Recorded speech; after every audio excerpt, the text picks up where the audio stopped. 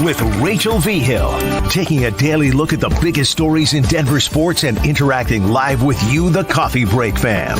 So sit back, relax, grab a cup of joe, and enjoy your coffee break. Here's your host, Rachel Vigil. Happy Friday, everybody. You know what we do on Friday. We, of course, break down the Broncos game this week going up against the Los Angeles Chargers. We've been talking about it all week. Plenty of good stuff to get into. Let us know in the comments how you're feeling about the game and if you think that the Denver Broncos will get a win on Sunday. Now, the title of the show or the episode for today is, do Bronco fans need to have patience with Russell Wilson? Now, you're like, Rachel, where did this stem from? Well, Cecil Lammey had a clip on Orange and Blue today where he was saying, Bronco fans, be patient with Russell Wilson. Now, I'm on the bandwagon of, no. Russell Wilson was going to be a Hall of Fame quarterback. He came in here to save the Denver Broncos. They were one quarterback away for so many years from what they needed. I think that the patience needs to end. But of course, you have to take other people's opinions, which is why I'm always happy on Fridays to have the wonderful Cecil Lammey hanging out with us. Cecil, good morning. How are you? What's up? You ready? Yeah, let's do this. Okay, so I'm going to give you the floor first. Okay. And then we can have this discussion because Right. I'm very like, no, Russ, you came in here. This is what you're supposed to do. You're getting paid a lot of money. Right. Patience isn't necessary. You're not a rookie QB. So I'm curious. Let's hear yours. 5 games left. You know, I don't want to take all the thunder away from this conversation, but with 5 games left, you have another choice but to go to Russell Wilson, to utilize Russell Wilson, to run the game plan through Russell Wilson, because if it doesn't work, then you're going to have clarity that you can move on. There is a purgatory for this Broncos team. It's called making the postseason, but not having Russell Wilson lead the way there. So can they run the ball against the Chargers and win? Yes, although they're the 31st ranked pass defense, and they should go through the air. They can do that. Can they beat all these teams and maybe even the Lions by running the ball and limiting Russ? Yeah, they could do all that. They could win 11 games, make the postseason, maybe even win a postseason game, running the ball and not going through Russell Wilson. But then what are you going to do? You made the playoffs and you won a game. You're going to keep Russell Wilson? So there's patience needed because we still have time left. And yes, even Russell Wilson has time left to turn things around. 100%. And that's, I think, what's kind of crazy. And it's been one of those fun storylines for all of us to follow with, like, the season's not over, right? Like, each game is a must-win game. And it's been like that for weeks and weeks and weeks. And yes, I said that before Houston and everything else, but now it really is, because your chance to make the playoffs is, I think, like a 31% chance right now. Like, I feel like the odds are changing every single day. And also, who the heck expected the Patriots to beat the Steelers last night? I did. Oh, Cecil Lammey did. Yeah. You were taking that? I did, because as a former Steelers fan, as an analyst, I can't really be a fan anymore. For sure. It's exactly the type of game that the Steelers lose. Even the Cardinals game that they lost before. It's the one then. you like overlook, But right? are you just done with Russ? Like, it seems Am like I? you're done with Russ. Every time we talk about Russ, you're just like, this bad taste in your mouth. I don't have a bad taste. I'm just kind of at the point where it's like, Russ, I almost need him to be a little bit more critical of himself. Like, he gets up there and he's just like, oh, yeah. Like, I want him to be like, no, I'm not playing well. Like, the defense has been 100% carrying us for most of this season. And what happens when they don't? You lose the game. I mean, let's be honest. If they would have probably done some of those turnovers and they would have even got 3 points off of it, the Broncos probably would have won, but they weren't able to.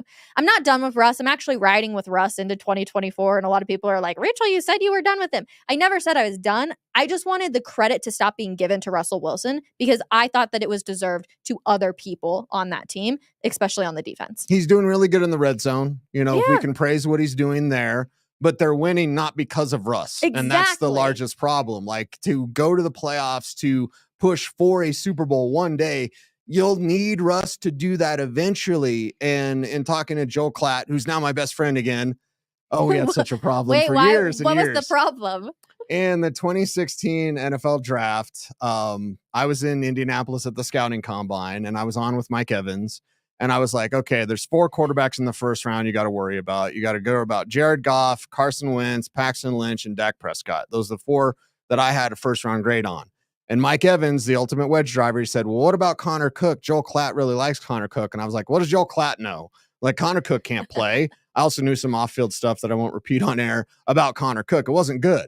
Connor Cook's parents were attacking my friends in the media, like that work for Sporting News and stuff like that. They were literally emailing them, phone calling them, being like, you need to talk about my son. They never called me. It's probably a good thing they didn't, because their son couldn't play football. So Joe Klatt had Connor Cook as a top 20 pick. He went in the 4th round. He washed out even before Paxton Lynch did. So at least my guy went in the 1st. But like, so Joel was listening And he calls in. We ended up yelling at each other for, it's probably great radio. And then at the end, Joel's like, you never played, so you don't know. Like you're in your basement, big old nerd, whatever, like hangs up the phone.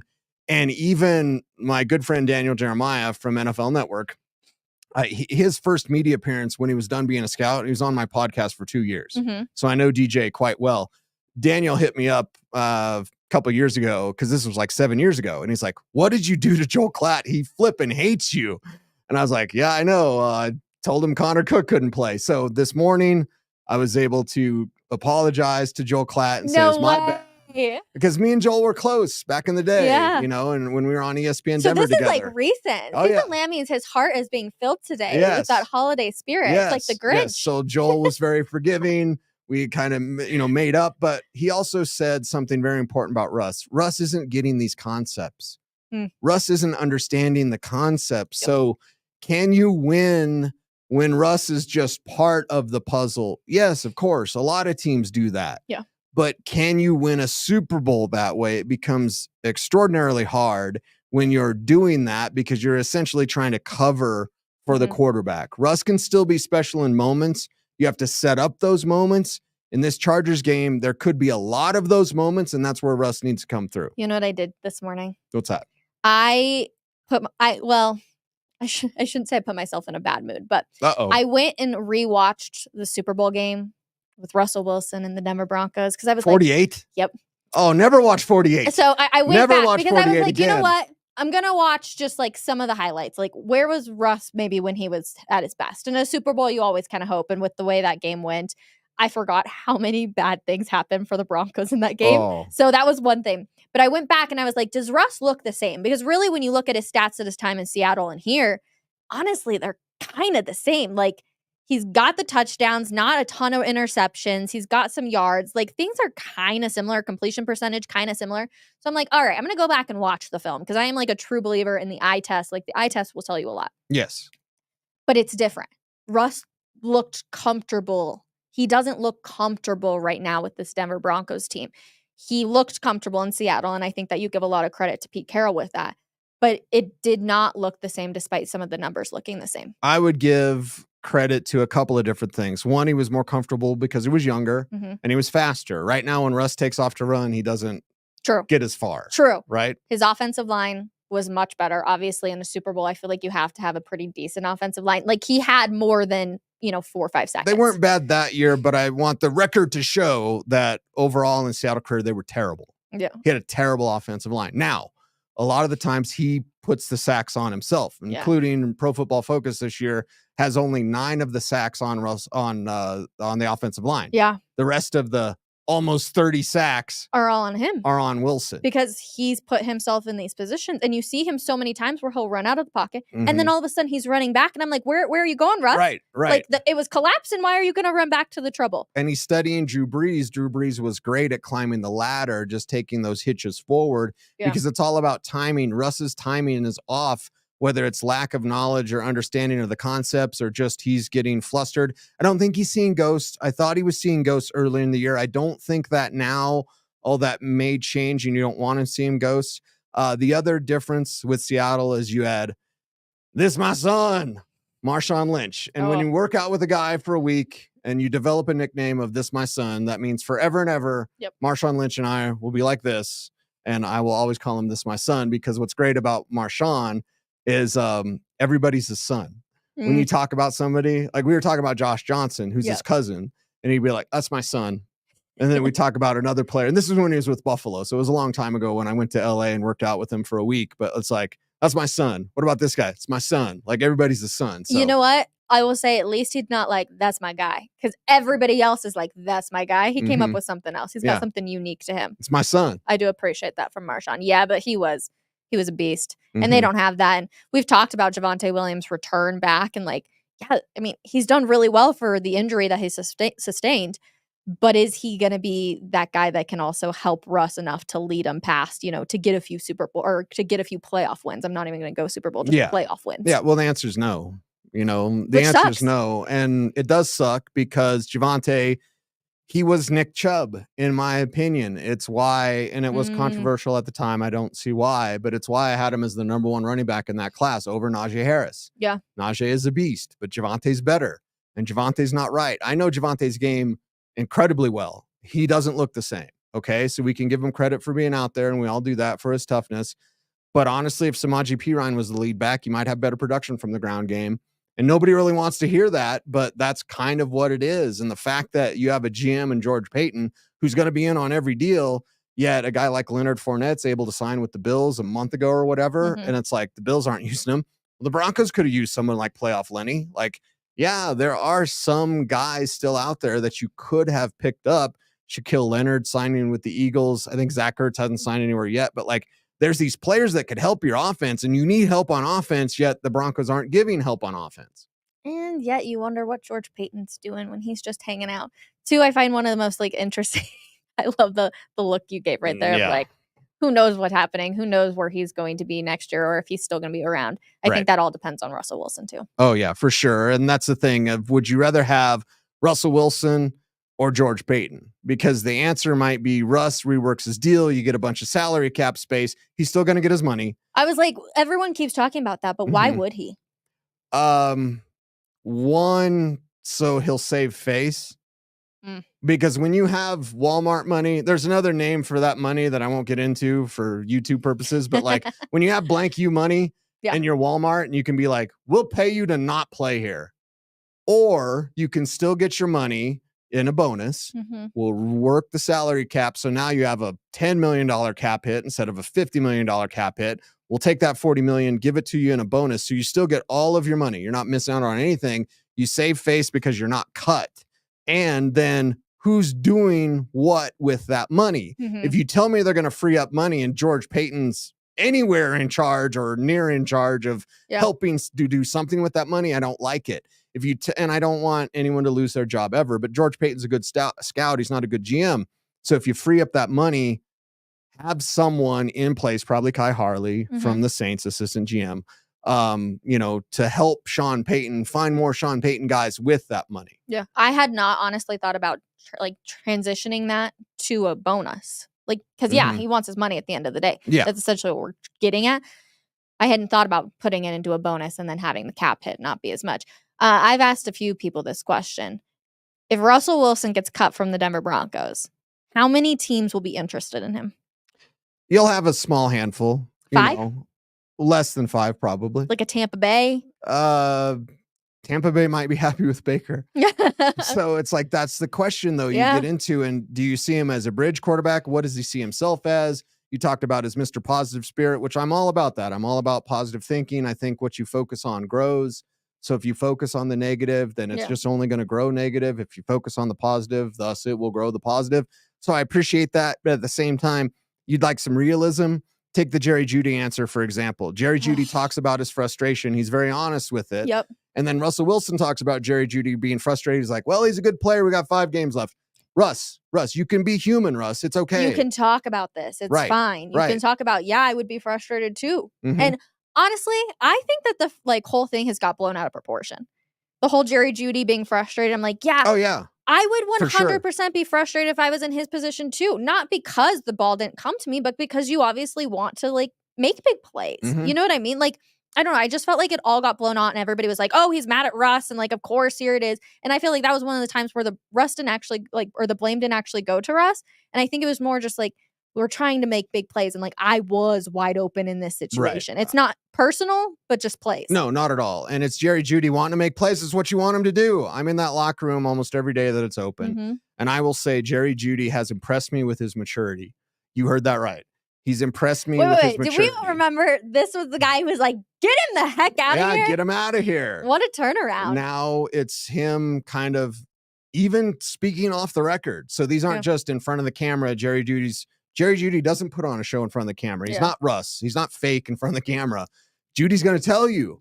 And then off the record, he's going to tell you. But you know what he's telling you? It's like, I want the ball. I want to win. These are all good things. I'm on the side of Stephon Diggs in the battle with Josh Allen. And Sean McDermott needs to be fired. I don't know. Anyway, we'll maybe leave that one alone. A whole disaster. On the Jerry Jeudy thing, he's actually more honest in his answer, and the frustration thing was totally blown out of proportion, than Russell Wilson is. And just answering the question, Russ didn't even answer the question. So I like what Jerry's doing, and I like his approach this year, because even though he wants more, it's because he wants to help the team. Yeah. Not he wants more so he can be the spotlight. Exactly. That's the difference. Great way of putting it. I'm also a little worried, though, because this has become such like a highlight for the week of like, oh, Jerry Jeudy, get him the ball. I'm worried they're going to force it this weekend against the Chargers. And they're going to have to pass because the Chargers defense is so bad when it comes to pass defense, Right. 31st in the league. But I'm worried that all of a sudden they're going to try and start forcing it, and it's not going to work. Right. It's all on Russ. And I wanted to talk to you about this. You want to talk to me about patience with Russell Wilson. I want to talk to you about the Jerry Jeudy thing. I think you almost need to force it, because the other day on Coffee Break, I think it was Monday, you were like, nah, Stick Jerry with Jeudy. the guy. You got Courtland, Sutton. Right. The chemistry's there. But the chemistry will never be there with Jerry if you don't throw it to him. True. But And I think there is a time and place for that. Yeah. But I think in those critical moments, it's got to be Court. Exactly. You got to throw it to Court. And I'm worried that he's going to do it to Jerry. But here's I don't think Russ would even see Jerry. But here's the problem with that. And we won't reveal what the play was. And there was, Sean Payton said motion. Troy Rank corrected me yesterday when I said motion. It was a shift, but Sean Payton said motion. And we can't tell you what it was because it would give away the play. That play to Lucas Kroll, which would have won the game, by the way. They played like garbage, and they would have won the game. I know exactly what you're talking about. That was intended for Sutton. That's the dumbest thing. The second interception for Russ. Oh, my God, Russ throwing interceptions. That was the dumbest play design, because I saw the formation, and I chart plays, and I'm some slappy on YouTube. But, like, defensive coordinators know hey, this one's going to Court. Yep. Here comes the Court one. And defenders that do their homework know that in crunch time, it's going to go to Court. So I agree with you. Chemistry, it's got to go to Court. But at the same time, they know that. Yeah. Do something they don't know. And if Jerry Rossberg, with Justin Outen, by the way, as OC, figured out Jerry Jeudy, who was one of the 5 best receivers in the last month of the season last year, if those guys figure it out, make him backside X. Jerry, you're the one. Yep. And make it work. It's going to be interesting. The other big conversation that's been around this weekend is Keenan Allen's obviously gone off for the Chargers. Number 1 target, almost 1,200 yards. Right. Like, he's having a fantastic season. PS2 is not 100%. And really, when you play throughout the entire National Football League, like, you're never 100% after day one. But he obviously got hurt against Houston, went back out there, was fine. But I am worried that because he's not going to be 100%, that this could be a bit of a challenge. And again, that's not taking anything away from PS2. Also, for everybody in the Pro Bowl voting, how the heck did PS2 not even make it on the paper? How is that possible? Is it just because nobody like recognized him because no quarterback ever throws to him? Like, I'm confused on how this even happened. I think everyone's hung up on week 3. Oh, because everyone's of the hung 70. up on the Dolphins game, which I get it, right? It's historic. It's 70 points. You lose by 50.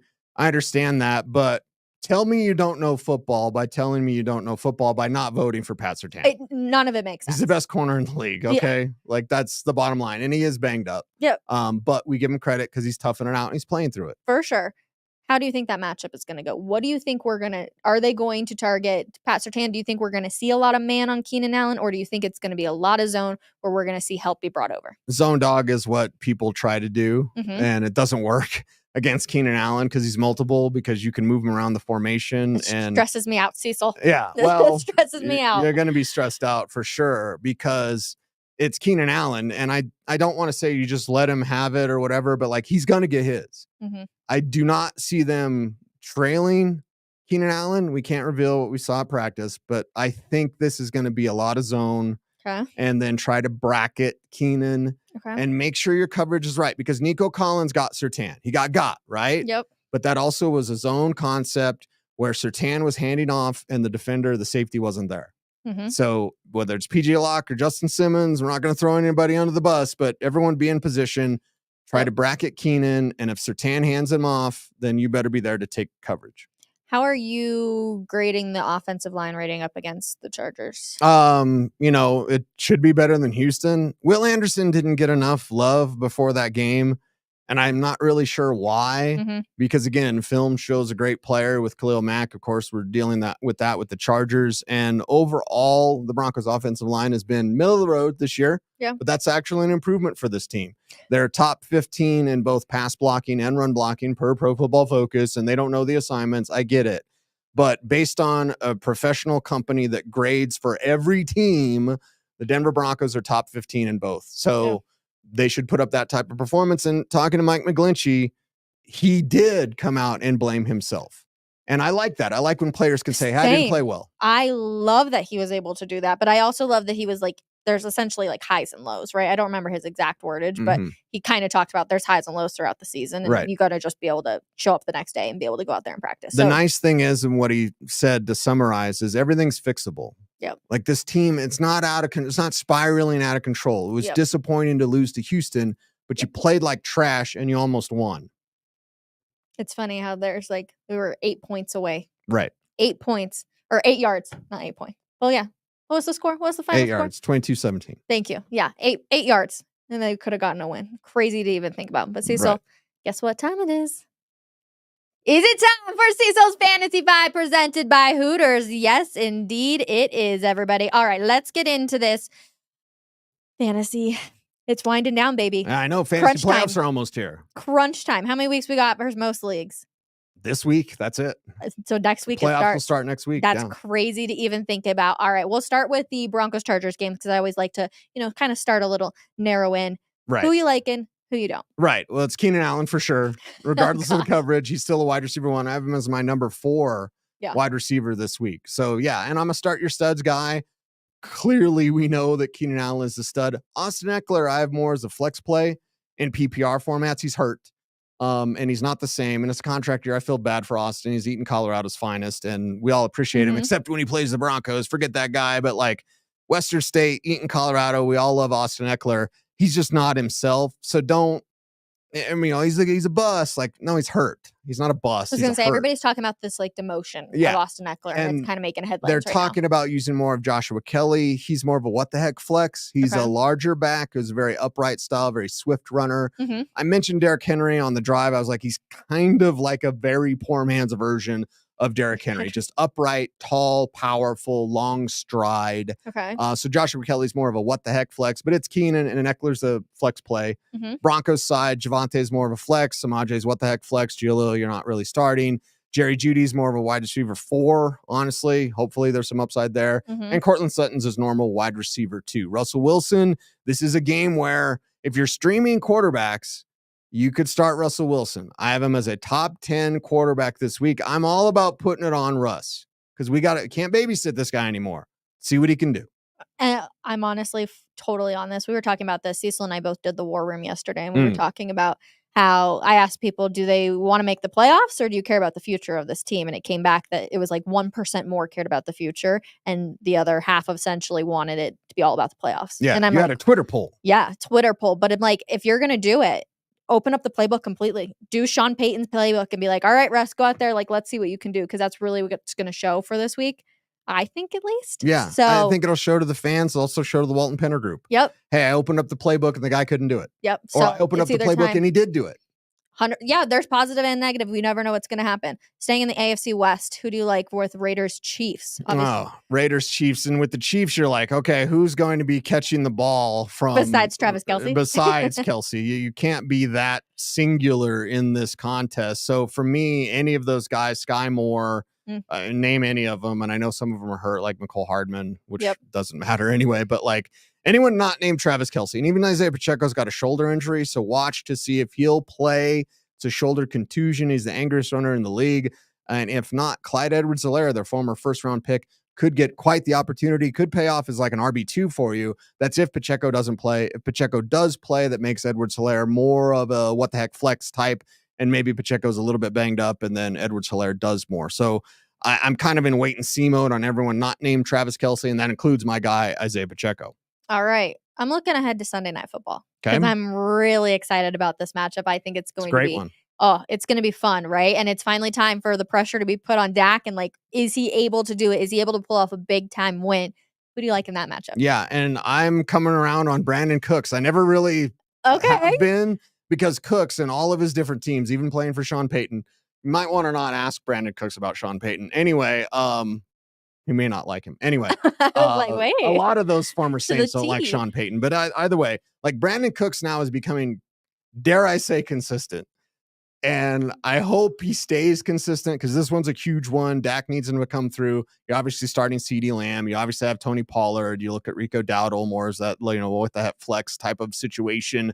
On the Eagles side, I look at it and go, okay, is this a Kenneth Gainwell game? It could be because it's catch-up football, or it's, keep up football, I should say, as the Eagles try to put the foot on the gas. Dallas Goedert should return, which might mean a little bit less for Devontae Smith, but also might shift coverage away from the Slim Reaper so that he's able to get open in one-on-one. He's still a wide receiver 3 for me. Goddard, if he plays, is back to being a tight end 1. And of course, you're starting A.J. Brown as wide receiver 1 every week. All right, tell me your sleepers for the week. Sleepers of the week. Yeah. Can they do it in Seattle? It's against San Francisco. Ooh. Those two teams hate each other. JSN, Jackson Smith and Jigba.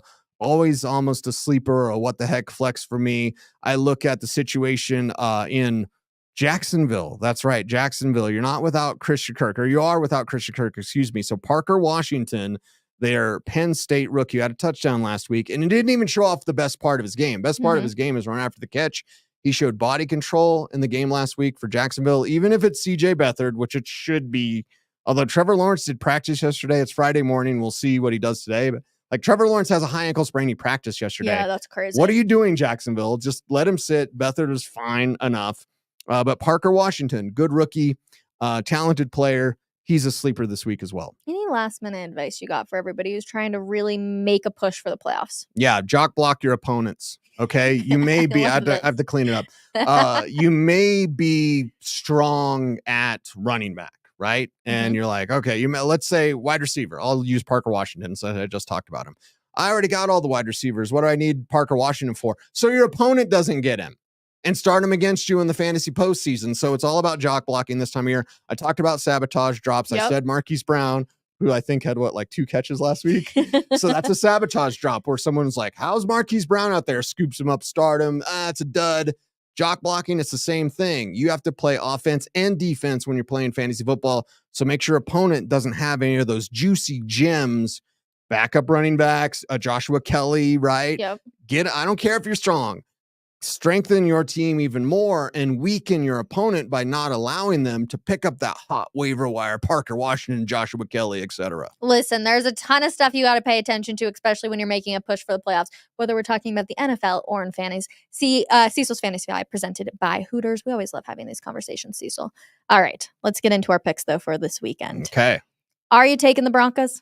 Yes. I'm taking the Broncos. High scoring, or are we keeping it way under the under? Now, against Houston, I believe I said 27-24 Broncos, it would be close. It ended up being close, not a Broncos win. I don't think this one can be close. I think you could blow the Chargers away. I do. And now they have Justin Herbert and Keenan Allen, blah, blah, blah, blah.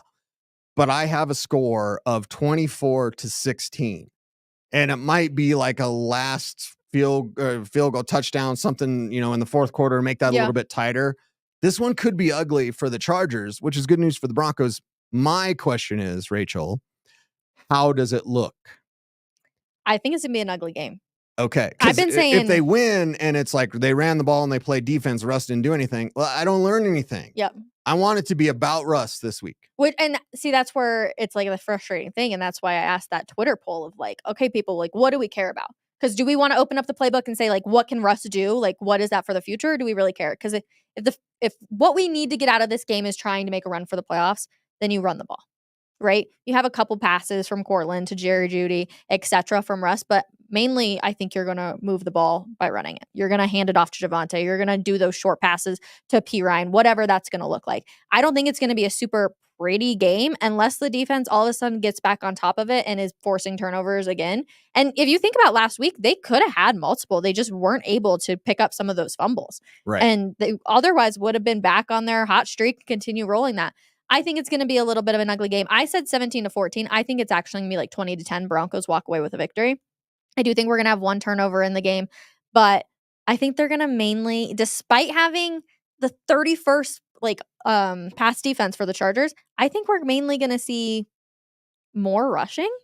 surprisingly, I think Sean Payton's going to go a little bit back, or he's going to test it early. And we're going to see 2 long bombs to Courtland Sutton again to start off the game. And if they complete them, then we'll move forward with that game plan. Otherwise, I think it could be we're going back to we know what works. Second half script. Does it work? We're fixing to find out.